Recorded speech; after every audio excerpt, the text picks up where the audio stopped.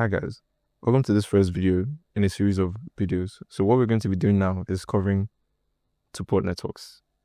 Alright, we've covered other circuit concepts on this channel. Now we're going to move on to two-port networks, which is sort of a standalone concept. And it's imperative that I do a conceptual introduction, one without, like in this video, we're not going to be doing mathematics at all, just so we can get our head around what really goes on when we talk about two-port network circuits. So we'll start with this, then move on as we do into solving, into explaining, and at the end of the day, we'll be able to solve quite a couple of problems.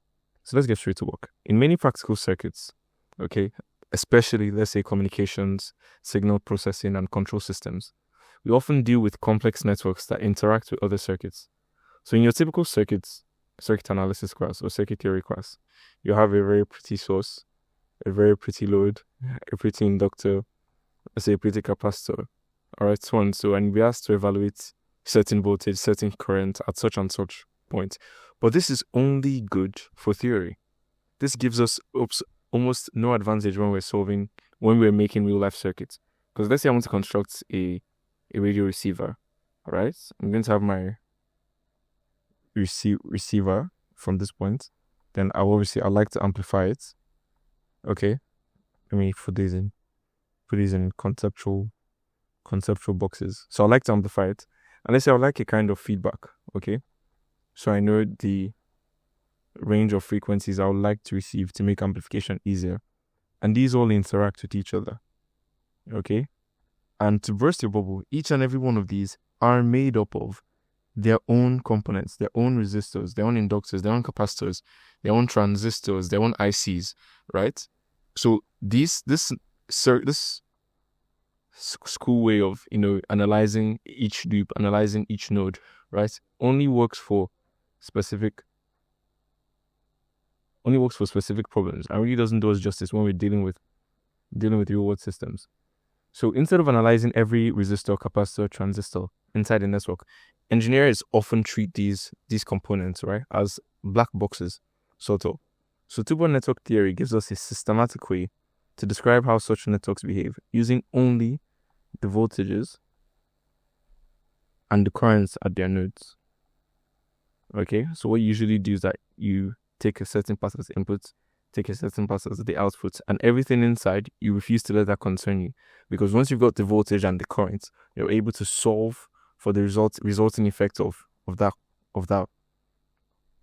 conceptual block of the system. Alright? To make more sense when we get into explanation. So what is a port? I remember the first time I think I heard the ports. Let's see if I can draw. I want to draw the first thing I thought a port was. Okay, so usually you have a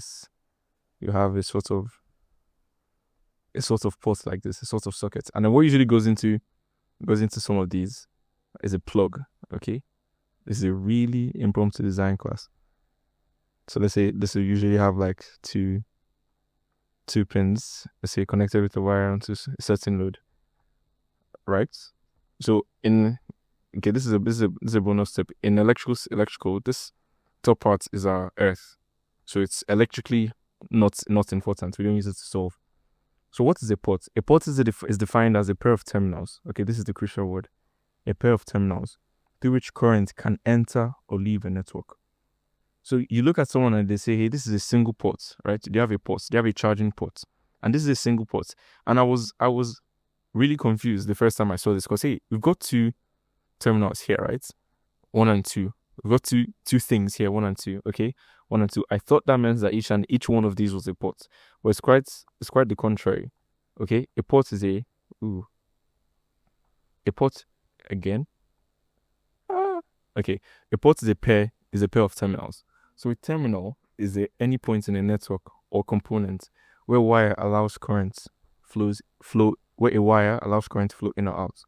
So if we call this 1 and 2, right? I say that current enters through here, leaves through here, right? Then each one of these become a single terminal.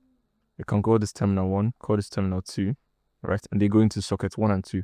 So as long as current is able to enter and leave through these two guys together become a port.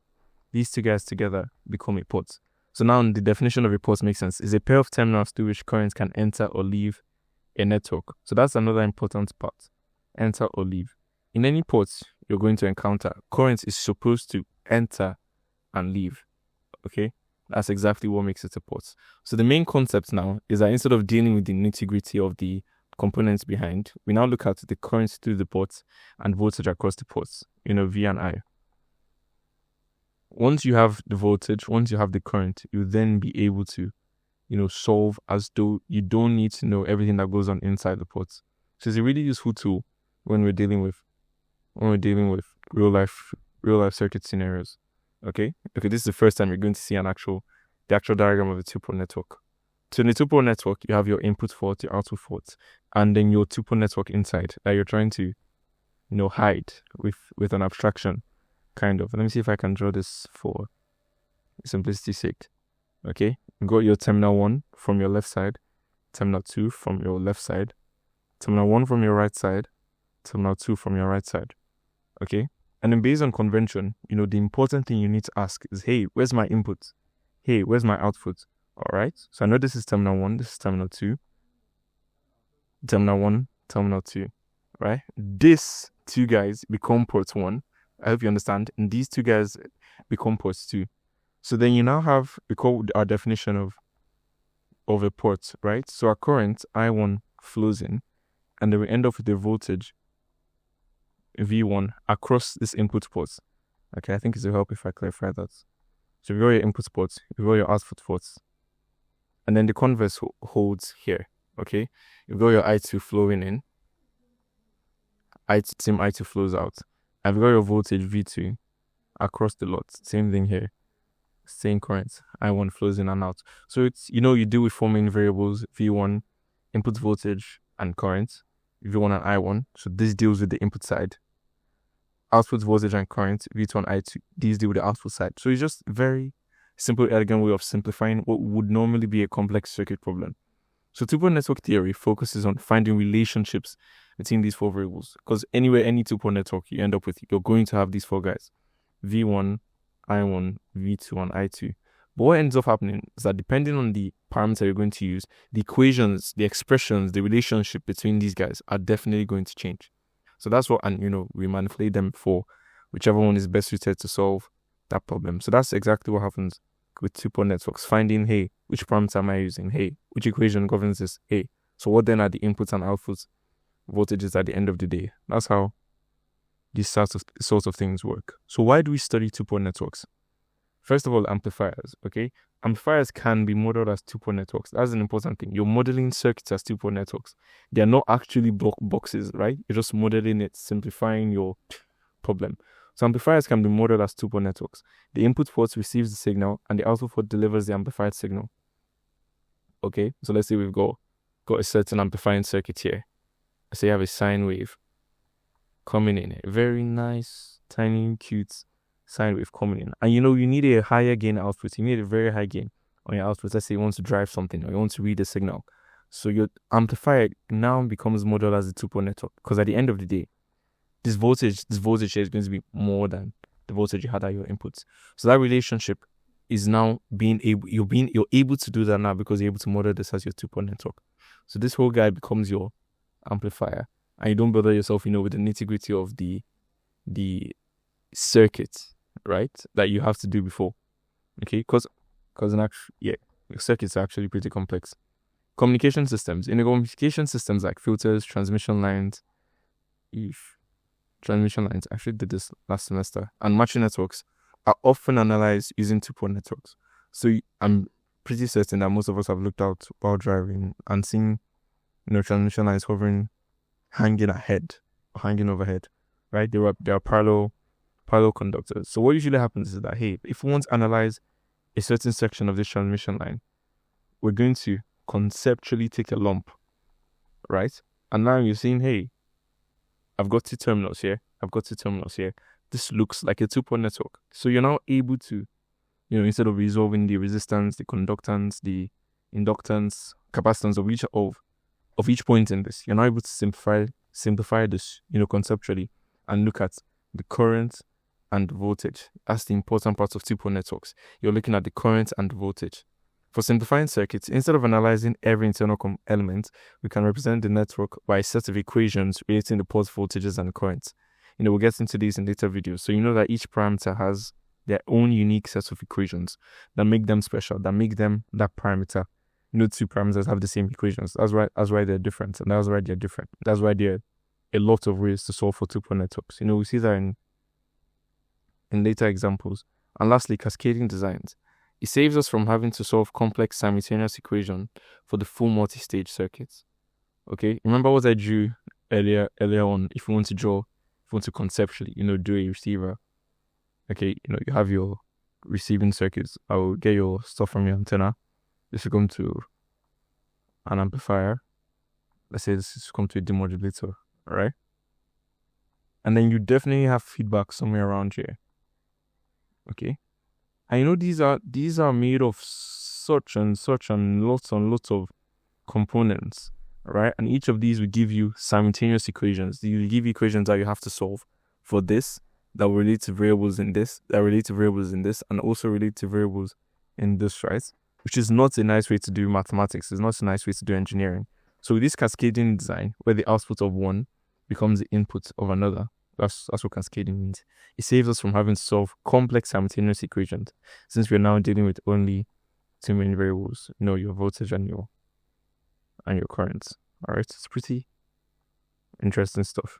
So the types of two-port network parameters, we've got your Z. The letters are pretty funny, but I'll show you they're useful. Recall in the complex domain, right, that your impedance is the reciprocal of your admittance, right, provided you're complex. So these guys usually come in pairs, all right? Your hybrid and your inverse hybrid come in pairs. Your transmission and your inverse transmission, you can kind of study them in pairs because they are really related once you look at them that way. But you don't have to bother yourself much with this right now. We're going to look at it in more detail in later videos. And just so the math doesn't give you a jump scare when you come across it, this is what the equations typically look like. Okay? Here we have V1 is equal to Z11I1 plus Z12I2. So if you've got really sharp eyes, you'll be able to tell that the variables here are Z. Okay? And which letter do we see is Z4? Okay? Impedance parameters.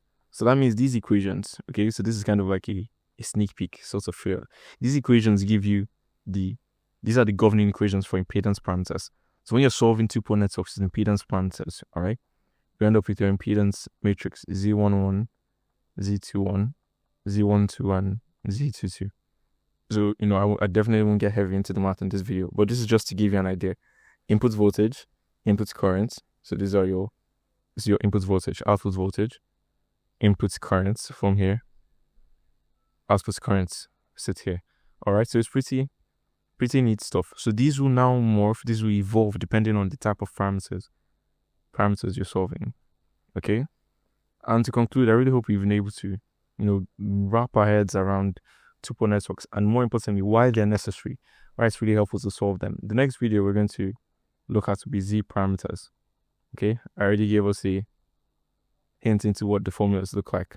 But then later on, if you do have questions, if you do have problems you like solved, if you have points in the video you like fully explained, please feel free to leave your points in the comments. I'll do my best to answer them.